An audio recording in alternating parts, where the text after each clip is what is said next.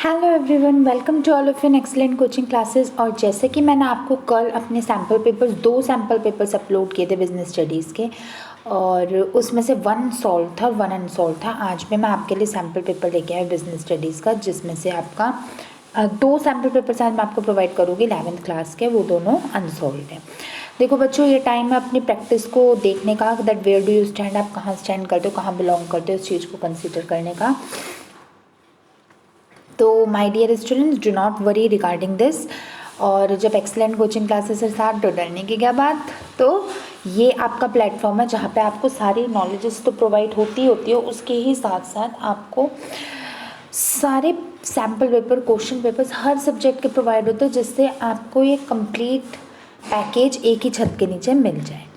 तो आप इसे करिएगा 90 मार्क्स का, करके मुझे मेरे कमेंट सेक्शन में बताइएगा कि आपको कितने मार्क्स तक का पहले आता था। वैसे तो मेरी सारी वीडियोस अपलोडेड है ऑलरेडी इन कॉन्सेप्ट से रिलेटेड, और फिर भी अगर आपको कोई क्वेश्चन समझ नहीं आता या आपके दिमाग में कोई डाउट हो किसी चीज़ से रिलेटेड, तो do not hesitate students. This is your channel only excellent coaching classes, मेरे स्टूडेंट्स का चैनल है। आप इस पर आइए और पूछिए, कहीं पे भी पूछिए, कम्युनिटी पे लिखिए, चाहे आप किसी भी वीडियो पे कमेंट करें, I will definitely answer your each and every doubts. Okay students, so here we go. तो फर्स्ट आपका 1 मार्क्स के क्वेश्चन है, फिर 3 मार्क्स के, 4, 5 और 6 मार्क्स के। और सारा पेपर अटैम्प्ट करना ज़रूरी है। स्टूडेंट्स, फर्स्ट क्वेश्चन है, what do you mean by KPO. KPO क्या होता है, मैंने अभी वैसे पहले तो बता ही रखा था, फिर अभी लास्ट संडे को तो मैंने एक वीडियो बनाई थी, all in one video of emerging modes of business studies class 11th की। तो उसमें दोबारा भी आपको केपीओ बताया, तो आप वहाँ से केपीओ देख सकते हो। सेकेंड, और अगर आता है तो no problem, well and good. Second question है, ओनली सेल और exchange of goods and services for profit is business. Do you agree with this statement, give one reason to support your answer. इसका कहने का मतलब है क्या सिर्फ profit earn करना एक बिजनेस का सोल एम हो सकता है? नहीं, तो मल्टीपल एम होता है ना, वो मल्टीपल एम क्या होता है आपको वो लिखना है, बस कोई भी एक, क्योंकि 1 मार्क्स का है। थर्ड क्वेश्चन में आपको नेम द पार्टनर्स के नाम बताने, who share in profits only, जो सिर्फ प्रॉफिट शेयर करते हैं, who assumes liability without sharing in the profits of a business. ठीक है students. Then your question number 4 is explain the concept of Hindu undivided family. इसे एक्सप्लेन करना है, HUF क्या होता है, काइंड्स पे लिख देना अगर आते हैं तो। Question number 5, explain the term minimum subscription. Minimum subscription क्या होता है आप बताना। Question number 6 is what is the full form of SIDBI। बच्चों ये इंपॉर्टेंट क्वेश्चन है, SIDBI पहले भी एक पेपर में आया था, तो इसे ध्यान से कर लेना। IDBI की तो सबको आती है, SIDBI की क्या होती है। Question number 7, what is the trader who sells to customer is known as. वो ट्रेडर जो गुड्स आपके कस्टमर्स को देता है उसे क्या कहते हैं। Next, give any 2 examples of services which could be outsourced. ये भी आपका पिछले पेपर्स में भी आया हुआ, तो इम्पोर्टेंट क्वेश्चन है, ऐसे सर्विसेज के नाम बताओ जो कि आउटसोर्स की जा सकती हैं। फिर उसके बाद explain any 3 factors of strategy corporation. Factors कौन से अफेक्ट करते हैं स्ट्रेटेजी कॉर्पोरेशन को, उसको बताना है। Next, today businessman are more conscious of the social responsibility. Explain why by giving any 3 reason. तो आपको इसमें लिखना है एडवांटेजेस या स्टेटमेंट्स फॉर सोशल रिस्पॉन्सिबिलिटीज़। ठीक है। Next question is explain the principle of utmost good faith. Utmost good faith principle को define करना है। फिर उसके बाद depositing money and granting loans are the major functions of bank, है ना। तो explain giving any 3 reason in support of your answer, की मतलब आपको ये 3 रीजंस देने हैं कि मनी बैंक डिपॉजिट करने में मनी और लोन प्रोवाइड करने में किस तरीके से सहायक होता है। फिर briefly explain any 3 functions of commerce. Commerce के 3 फंक्शंस को बताना है। Next, distinguish between private company and public company on any 3 basis. किसी भी 3 बेसिस पे आप पब्लिक कंपनी और प्राइवेट कंपनी को डिफ्रेंशिएट कर दो।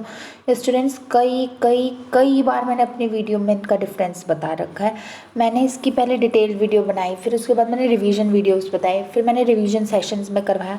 कई बार मैंने चैनल पर, आपको ये मिल जाएगा प्राइवेट और पब्लिक कंपनी का डिफरेंस। एक बार विजिट करिए तो सही, आपको सब कुछ मिलेगा।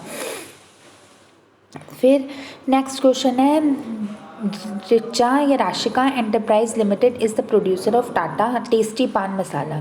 इन order to promote the sale of its product the company is using the slogan come alive with Tata paan masala and its advertisement are not showing the strategy warning तंबाकू chewing is injurious to health. तो इसमें आपकी कौन सी value humiliate की गई है, which value is humiliated here, आपको ये बताना है। ठीक है स्टूडेंट्स की अगर आपने देखो ऐसे प्रोडक्ट्स पे जो जैसे अल्कोहल हो गया, सिगरेट हो गया, उसमें आपको ये लिखना पड़ता है that cigarette smoking is injurious to health, या whatever you are consuming is not good for your health, whatever you are doing is not good for your health. तो आपको ये लिखना होता है। अब इन्होंने नहीं लिखा तो ये कौन से वैल्यू को ह्यूमिलेट कर रहे हैं।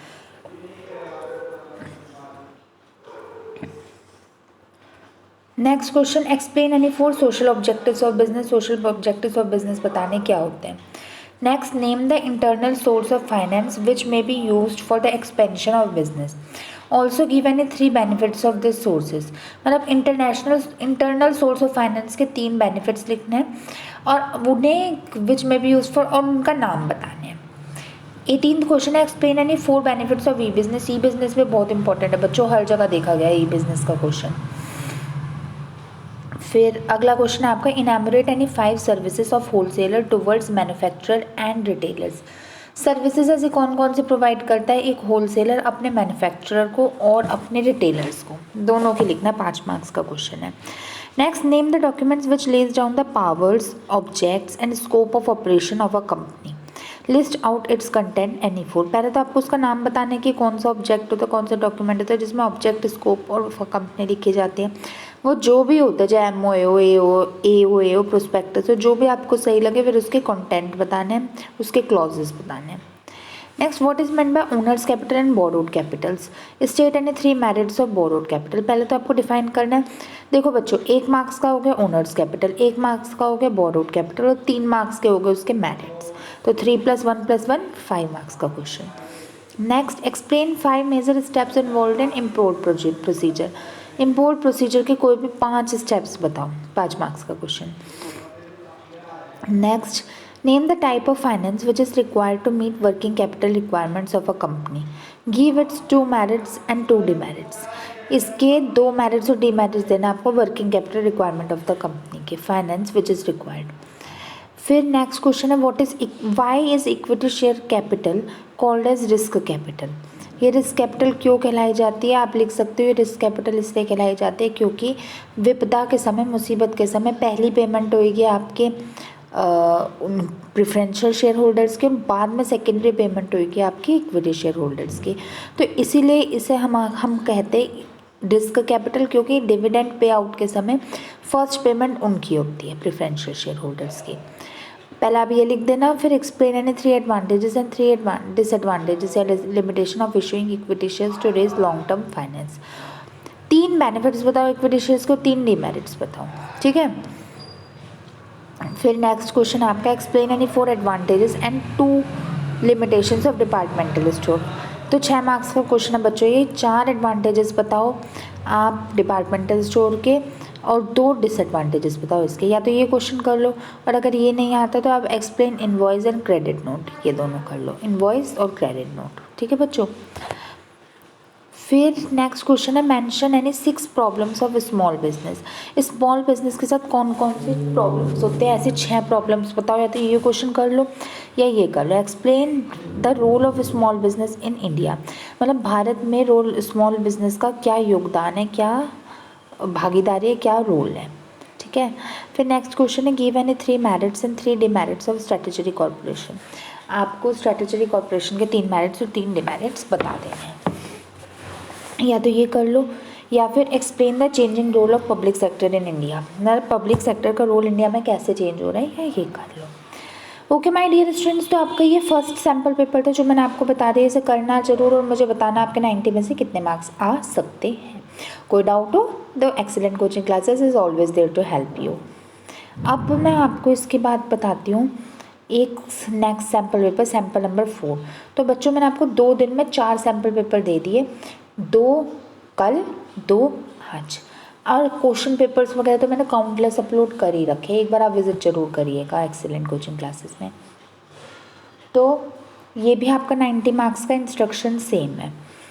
फर्स्ट क्वेश्चन है सैम्पल पेपर 4 का फर्स्ट क्वेश्चन है, explain cash on delivery. 1 marks का क्वेश्चन है, कैश ऑन डिलीवरी या COD क्या होता है, काफ़ी जर्नल है, सबको आता होगा। Next, give 2 examples of economic activities. Economic activities के 2 एग्जाम्पल आपको बताने हैं। Next, name any 2 services offered by electronic banking. Electronic banking आपको कौन कौन से सर्विसेज प्रोवाइड करती हैं, आपको ये बताना है। Next, what is meant by MOA। MOA क्या होता है, इसके बेनिफिट्स बताने हैं। Next, what are aids to trade. Aids to trade या ऑक्सिलरीज ट्रेड, ये क्या होता है, सबके वीडियो मेरे चैनल पर बच्चों जाके देखो सही एक बार। एड्स टू ट्रेड या ऑक्सिलरीज टू ट्रेड क्या होता है, आपको इसे बताना है। Next, name the business which is conducted through electronic media. ऐसा बिजनेस कौन सा होता है जो इलेक्ट्रॉनिक मीडिया के थ्रू करा जाता है, वो बताना है। Seventh is what type of insurance covers risk related to life. Life से रिलेटेड रिस्क किस में होता है, मेडिक्लेम होता है, हेल्थ इंश्योरेंस होता है, कुछ भी लिख सकते हैं। फिर क्वेश्चन नंबर 8 है what is the company which can raise capital from the public is known है। जैसे कौन सी कंपनी है जो पब्लिक से अपना कैपिटल ले सकती है। 9th is give any 3 features of small business. यहाँ से 3 मार्क्स के क्वेश्चन शुरू होगा। 3 फीचर्स बताओ स्मॉल बिजनेस के। 10th, define business ethics. Name any 2 elements of business ethics. Business ethics क्या होता है, उसके कोई भी 2 एलिमेंट बता देना। 11th question is you are a businessman, you want to implement e business. State the resources which your business will require for a successful implementation of a e-business. Means E business को startup करने के लिए, use करने के लिए कौन कौन से आपको रिसोर्सेज चाहिए। ठीक है स्टूडेंट्स। फिर क्वेश्चन नंबर 12 है describe the concept and need of outsourcing. Concept और नीड बताना आपको आउटसोर्सिंग का। Next, explain any 2 postal services. फिर ये 13 क्वेश्चन था। 14 क्वेश्चन है आपको एक्सप्लेन एनी 3 फीचर्स और डिपार्टमेंटल अंडरटेकिंग। यहाँ पे डिपार्टमेंटल अंडरटेकिंग है, मैं कई बार अपने वीडियोस में बता चुकी हूँ बच्चों। डिपार्टमेंटल अंडरटेकिंग और डिपार्टमेंटल स्टोर में कंफ्यूज मत हो जाना, इन दोनों में एक हेल्दी डिफरेंस है। क्वेश्चन नंबर 15 है explain with examples genetic and construction industries. Example भी देना आपको, एक्सप्लेन भी करने के जेनेटिक इंडस्ट्री कौन सी होती है, कंस्ट्रक्शन इंडस्ट्री कौन सी होती है। ठीक है। फिर 16 क्वेश्चन है how will you differentiate between private company and public company on the basis of. अब देखो इसमें बेसिस दिए हैं तो आप अपनी मर्जी से डिफरेंस नहीं कर सकते, आपको इन्हीं बेसिस में करना है। नंबर ऑफ मेंबर्स किस में कितने कितने होते हैं, नंबर ऑफ डायरेक्टर्स किस में कितने कितने होते हैं, ट्रांसफरेबिलिटी ऑफ शेयर्स कौन कर सकता है, पब्लिक सब्सक्रिप्शन कौन कर सकता है। Okay students. फिर 17 क्वेश्चन है the manager of a petrol pump sells adulterate petrol and dyes customers. This has led to defects in working of engines of the consumer and also created excessive pollution. Conduct ethical why. मतलब एक company है उसने अपने petrol में गलत गलत चीज़ें मिला दी जिसकी वजह से जो उनके इंजन है, लोगों के कस्टमर के इंजन है, उन पे काफ़ी नेगेटिव इम्पैक्ट पड़ा है। तो क्या ये किस हद तक एथिकल है, किस हद तक ये सही है, आपके क्या व्यूज़ है। तो देखो उसमें हिंट्स दे रखे कि know the conduct of manager of a petrol pump is not ethical, the manager is guilty on the following counts. उसे किस किस चीज़ों पे गिल्टी फील होनी चाहिए, जिस करके गिल्टी फील हुए, क्या वो बात हुई। काफ़ी ट्रेंडिंग सॉन्ग है आजकल का, होपफुली से आप लोगों ने भी सुना होगा, नहीं सुना तो सुन लेना, अच्छा है। तो अपार्ट फ्रॉम जोक्स चलो अपना बैक आते हैं। काफ़ी कहते हैं ना टेंसफुल माहौल होगा तो थोड़ा लाइट करना चाहिए माहौल को। तो मैनेजर को गिल्टी किस किस चीज़ पे फील होनी चाहिए, एक्सप्लॉयटेशन ऑफ कस्टमर्स के बेसिस पे, adulteration of petrol and diesel which is illegal, causing damage to the customers vehicles, working against the interest of the society by causing excessive air pollution। ठीक है। फिर 18th question है आपका the basic role of public sector has changed significantly in the light of this statement give any 4 initiatives taken by the government। ठीक है। Question number 19 है write any 4 difference between equity shares and debentures. Equity shares और debentures के बीच में difference बताना है। 20th question है describe inter corporate deposits as a source of finance. जब 5 मार्क्स का क्वेश्चन हो तो माय डियर एक्सीलेंटीज कम से कम 5 से 6 पॉइंट्स तो लिखा ही लिखा करो, 5 मार्क्स का है। फिर 21th क्वेश्चन है आपका describe the advantages of borrowed capital as compare to owned capital. Means आपको बोरोड कैपिटल में एडवांटेजेस बताने हैं as compare to borrowed capital. ठीक है। फिर 22nd क्वेश्चन है आपका explain the meaning and any 4 advantage of international trade. International trade के कोई भी 4 बेनिफिट, कोई भी 4 एडवांटेजेस बता देना। फिर 23rd है, explain any 5 initiatives provided by government for the industrialisation of backward areas. Backward areas को ग्रो करने के लिए कोई भी 5 ऐसे इनिशिएटिव बताओ। 24th है, discuss any 3 services rented by wholesaler and 3 services rented by retailer. Wholesaler के 3 बेनिफिट बताओ और रिटेलर के 3 बेनिफिट बताओ। ठीक है, फिर जब आप ये कर लोगे, या तो आप ये करो या फिर आप करो difference between departmental store and difference between multiple shops on any 6 points. कोई भी 6 पॉइंट्स पे आपको डिपार्टमेंटल स्टोर और मल्टीपल स्टोर्स का डिफरेंस बताना है। इम्पॉर्टेंट और अच्छा क्वेश्चन है, कई बार आया हुआ है। फिर 25th क्वेश्चन में भी चॉइस है आपके, who is a promoter, explain any 4 functions of promoter.